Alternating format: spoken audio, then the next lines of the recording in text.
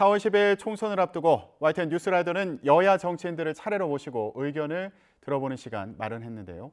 오늘은 국민의힘 수원정에 출사표를 던진 이수정 경기대 범죄심리학과 교수와 함께 얘기 나눠보겠습니다. 안녕하십니까? 네, 안녕하십니까? 네. 이제 수원정에 출마하겠다고 선언하셨으니까 요즘 지역구 돌아다니시면서 한창 인사하고 계실 것 같아요. 네. 분위기 어떻습니까? 뭐 열심히 하는 중입니다. 뭐 호의적인 사람들이 한둘 늘기 시작했고요.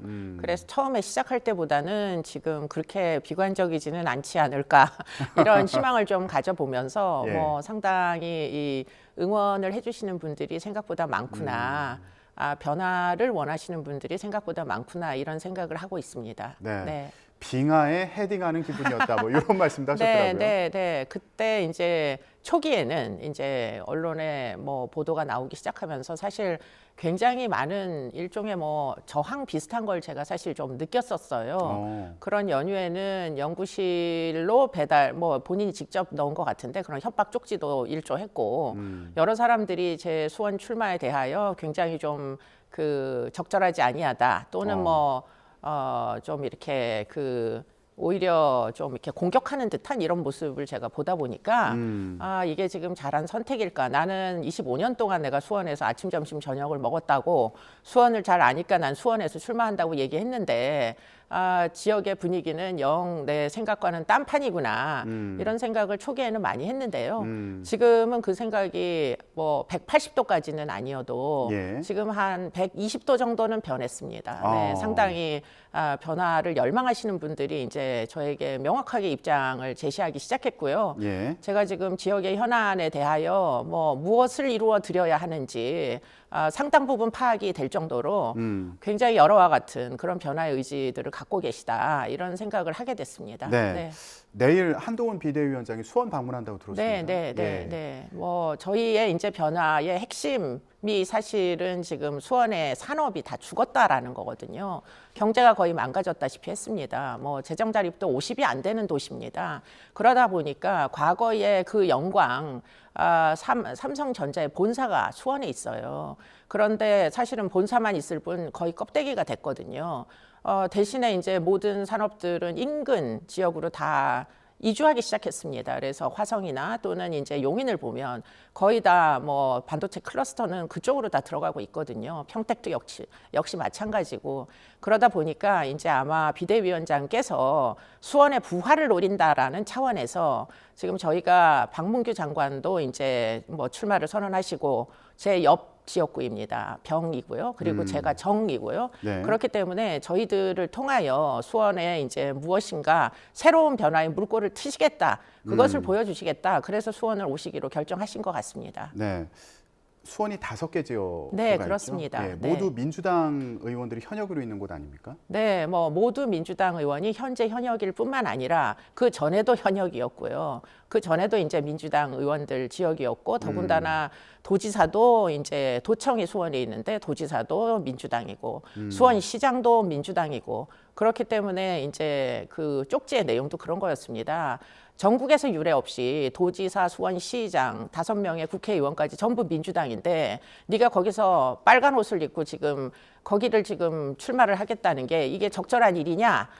무소속으로 출마를 해라. 출마를 하고 싶으면 이렇게 이제 협박을 하면서 사지로 들어가는 일이다 이렇게 이야기를 하는 쪽지의 내용이 있었어요. 그만큼 수원은 명확하게 한 색깔의 정치 세력으로 지금 다 독점되어 있습니다.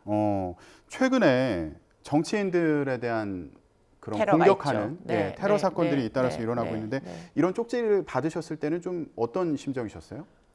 처음에는 그 쪽지를 이제 제가 뭐 범죄 심리를 25년 동안 하다 보면 별일이 다 있습니다. 그렇기 때문에 그런 연장선상에서 그냥 좀 외면하고 넘어가자 이렇게 이제 생각을 했는데 그런데 배현진 의원이 구체적으로 테러 피해자가 되시다 보니까 더군다나 그 테러를 한 자가 15살 미성년자이다 보니까 미성년자가 배현진 의원의 뭐 어떤 일거수일투족 알 길이 없는데 그럼 이 친구가 배현진 의원이 가시는 미용실의 위치나 시간대를 도대체 어떻게 알아냈느냐 하는 게 사실은 저에게는 아 이게 온라인이구나. 커뮤니티나 게시판에서 지금 목표물이 되는 사람들의 일상을 공유를 하기 시작했고 그것을 공격의 어떤 뭐 어떻게 보면은 촉매처럼 이렇게 활용하는 거 아닌가 이런 생각이 들어서 그래서 제가 받았던 그 쪽지도 결국에는 제 동선을 알고 있는 사람이 아니면 제 연구실이 도대체 그 넓은 경기대학교에서 어디 있는지 어떻게 알겠어요. 네. 그러다 보니까 아 이걸 공론화를 해야 되겠다. 이게 사실은 이렇게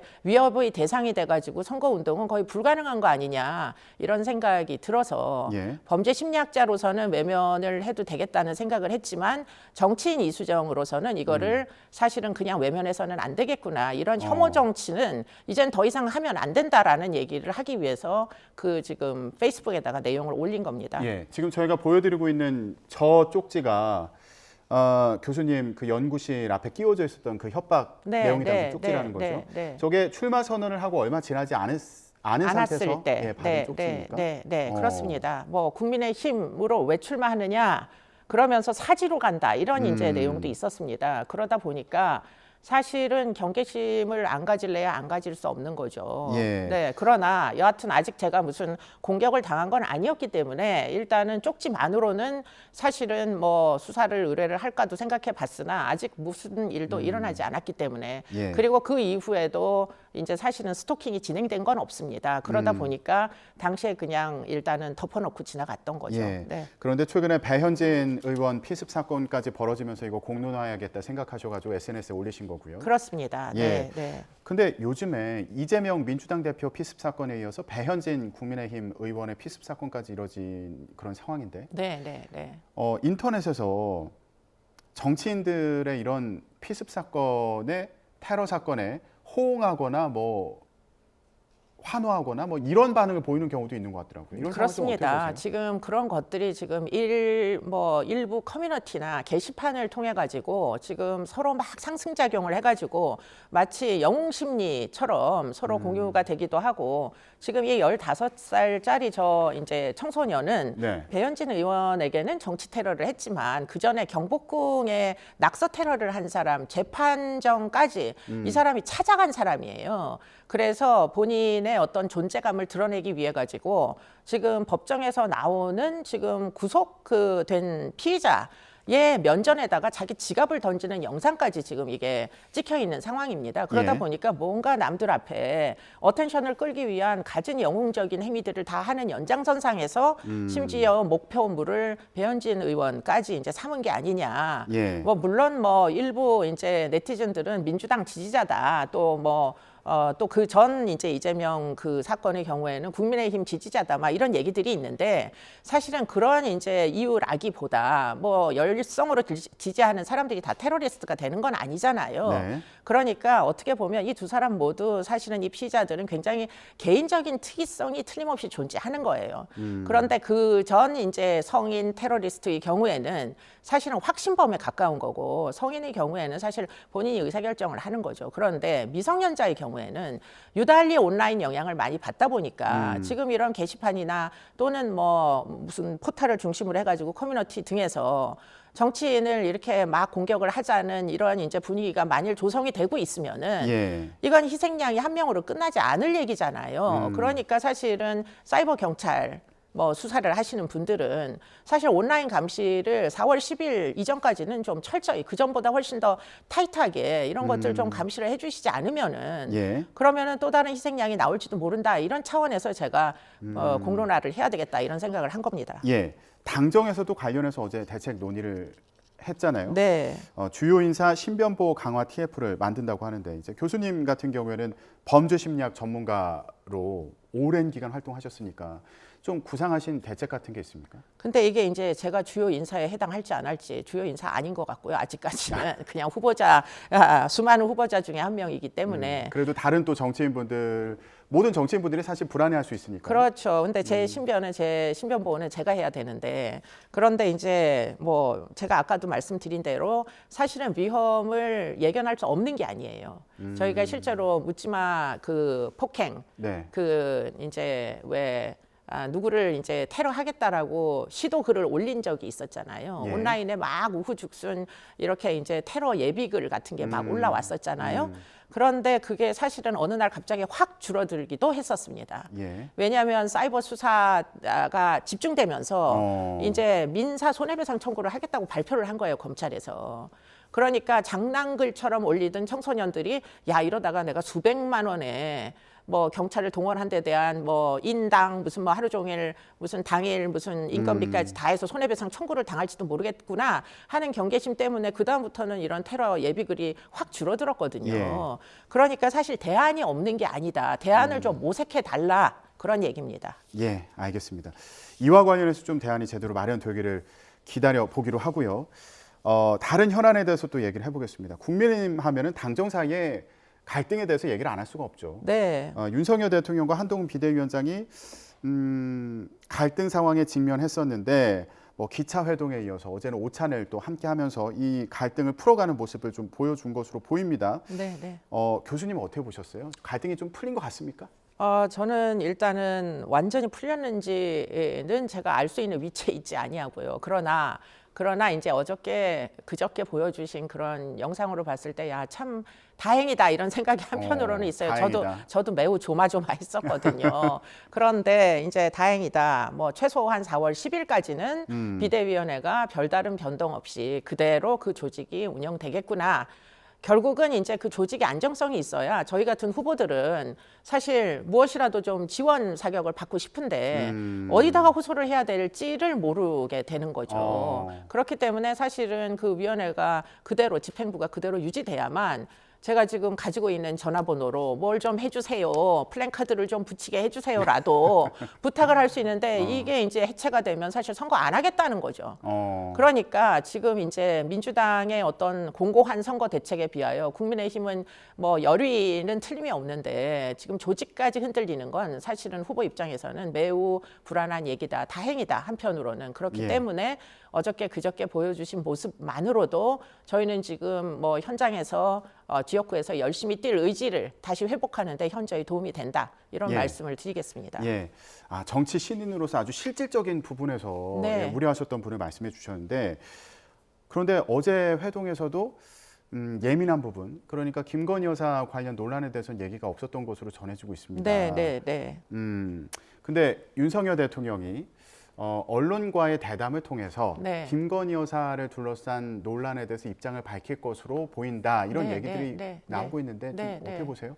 저도 아마 그런 의견에 그 설득력이 있다 이런 생각이 듭니다. 물론 뭐 저는 애시당초에 이제 본인이 직접 의견 표명을 해주기를 희망한 사람이었으나 사실은 이제 그렇게 하기에는 이제 뭐 너무 힘든 점이 많이 있으실 걸로 추정이 돼요. 왜냐하면 근거 없는 음모론에 너무 오랫동안 시달리셨잖아요. 사실은 뭐 지금 뭐 그냥 얘기하겠습니다. 줄리라는 얘기도 이게 그냥 그렇게 막 너무 심화가 돼가지고 사실관계도 하나도 확인 안 되는 거를 그렇게 여성을 비하하고 음모론에 여성성을 이용하는 그런 이제 뭐 어떻게 보면 비난에 그대로 노출이 됐던 어떻게 보면은 그런 음모론의 피해자가 또다시 이 수많은 카메라 앞에 나서서 국민을 상대로 이야기를 하는 게 당사자 입장에서는 극도의 공포가 유발될 수도 있는 문제이고 예. 과연 지금 이 사건이 그 정도로 입장 표명을 해야 될 사건이냐 하는 부분에서 제가 그전에는 잘 모르던 내용들을 점점 알게 된 내용이